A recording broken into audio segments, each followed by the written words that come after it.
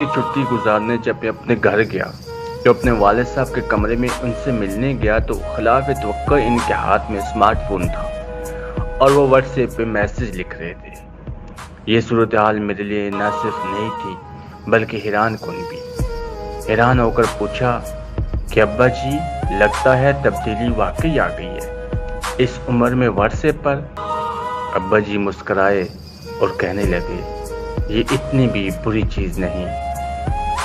آپ نے کہا ایک نکتہ بڑی آسانی سے اس موبائل نے سمجھا دیا جو میں برسوں نہیں سمجھ پایا تھا۔ میں نے حیرت میں اضافہ ہو گیا۔ ایسا بھلا کون سا نکتہ ہو سکتا ہے جو ابا جی کو اسمارٹ فون سے سمجھ آیا؟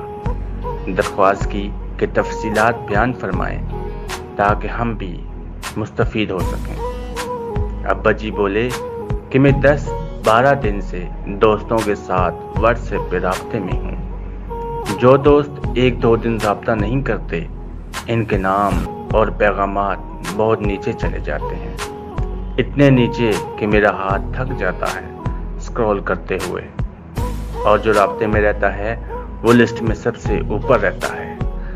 عرض کیا کہ ایسا ہی ہوتا ہے، اس میں کون سی بڑی بات ہے، یہ تو ہمیں سالوں پہلے پتا تھا۔ ابا جی کہنے لگے، تم نے میری بات پہ غور نہیں کیا۔ ہم سب کا ایک رب ہے۔ جب ہم اس کے ساتھ رابطے میں رہتے ہیں، اس کو یاد کرتے ہیں، اس سے معافی مانگتے ہیں، تو اس کے پاس موجودہ لسٹ میں ہمارا نام اوپر ہی اوپر رہتا ہے۔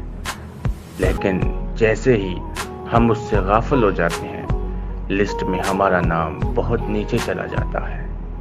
بس میں یہی نکتہ سمجھا ہوں کہ اگر اس کے ساتھ لسٹ میں نام اوپر رکھنا ہے تو وقتاً فوقتاً اسے کسی نہ کسی طرح یاد کرتے رہنا چاہیے۔ فاذکرونی اذکرکم، اللہ تعالیٰ کا فرمان ہے، تم مجھے یاد کرو، میں تمہیں یاد کروں گا۔